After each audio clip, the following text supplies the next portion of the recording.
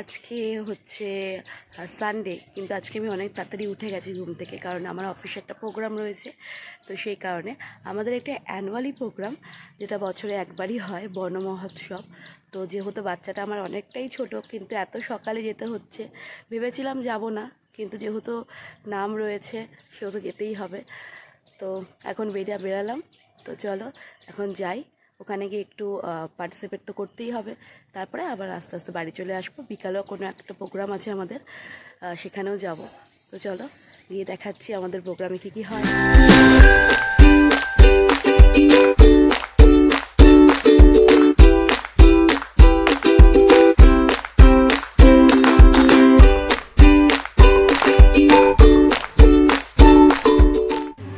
তো ফাইনালি চলে এসেছি আমাদের ইডেনের মাঠে, মানে আমাদের ইডেন উদ্যান, ওই মাঠে আমরা চলে এসেছি। আমাদের এখানেই বন মহোৎসবটা হয়, আর এই অরণ্য সপ্তাহটা পুরো এক সপ্তাহ জুড়ে চলবে এখন। তো এখানে অনেক কাজবাজ শুরু হয়ে গেছে, আমাদের সমস্ত সব স্টাফরা কাজ করতে অলরেডি স্টার্ট করে দিয়েছে। মাইকে অ্যানাউন্স করছে, ঠিকমতো শোনাও যাচ্ছে না হয়তো। তো এখন অনেক মন্ত্রী টন্ত্রী আসবে, আমাদের যে বনমন্ত্রী বীরবা হাসদা ম্যাম আসবেন, অনেকে আসবেন। তো এখন আমাদের অনেক কাজ টাজও রয়েছে, সেগুলো সমস্ত কিছু করব। তো চলো তোমাদেরকে দেখাই, আর সবাই আসলে তোমাদেরকে দেখাবো।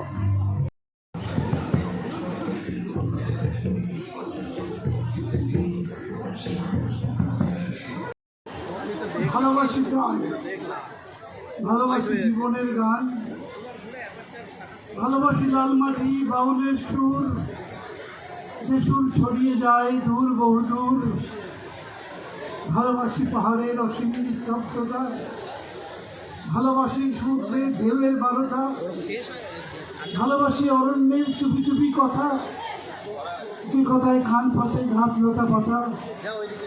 ভালোবাসি ঝর্ণার ফেনিল জলরাশি, মন বলে প্রকৃতি তোমায় ভালোবাসি। নমস্কার। আমার সর্বশেষ লেখা কবিতা যে বইটা, সে বইটার নাম প্রকৃতি আমার প্রথম প্রেম।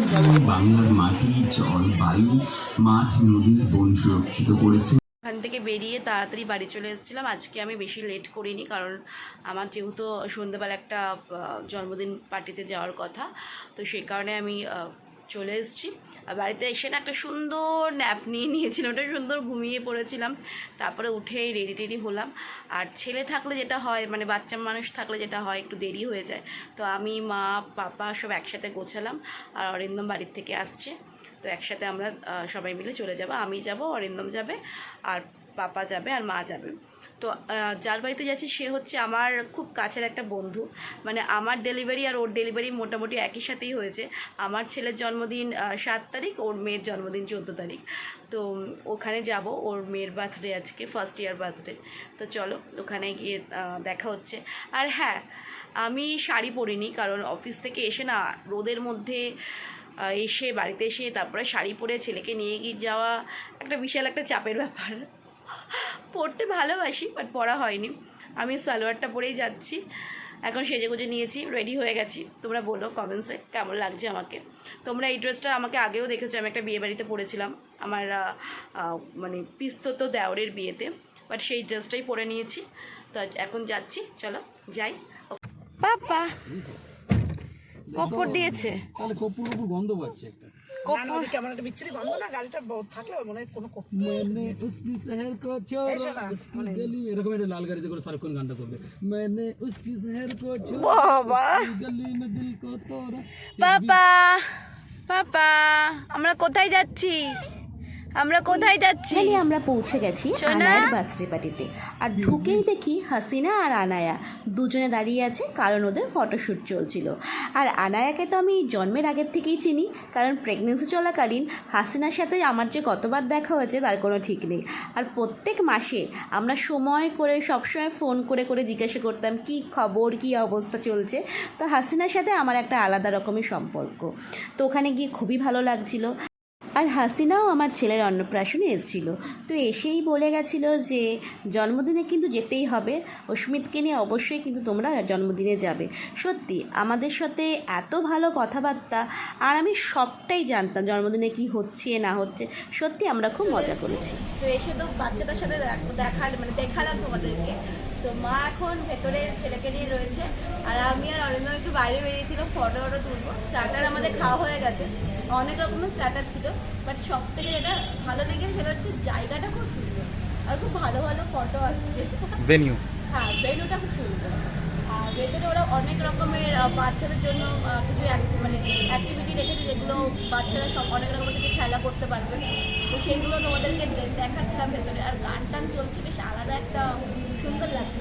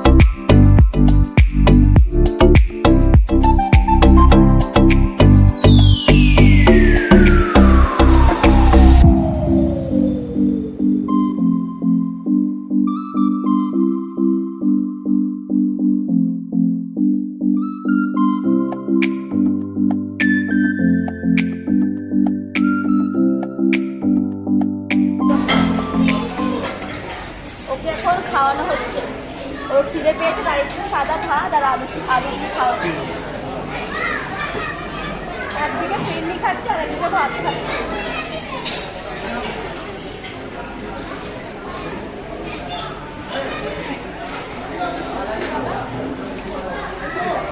ও ওইটাই খাবে, ও ওইটাই খাবে।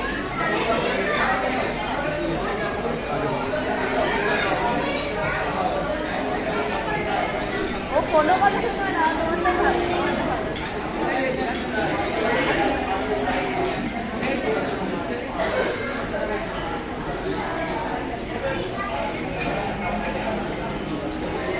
আমরা এবার খাবো, আমাদের খাওয়া দাওয়া হয়ে গেছে, আর আমি আর মা খাবো।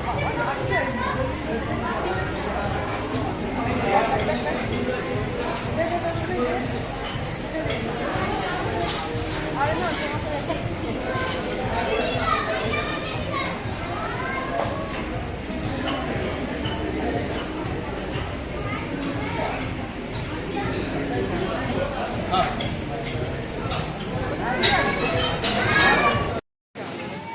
তো আমাদের এখন আলটিমেটলি খাওয়া দাওয়া হয়ে গেছে, আমরা এখন বেরিয়ে যাচ্ছি। 10:30 বাজে, বাট আজকে আমার হাতে ঘড়ি নেই, আমি ঘড়ি দেখতে যাচ্ছিলাম, বাট ঘড়ি নেই। কিন্তু 10:30 বাজে। পাপাকে বাড়িতে নিয়ে গিয়ে খাওয়াতে হবে। এখানে তো টুকটাক খেয়েছে, তো এখন বাড়িতে নিয়ে গিয়ে খাওয়াবো। তখন বাড়ি বেরিয়ে যাচ্ছে। চল মানে ঢুক, আমি আগে ঢুকবো,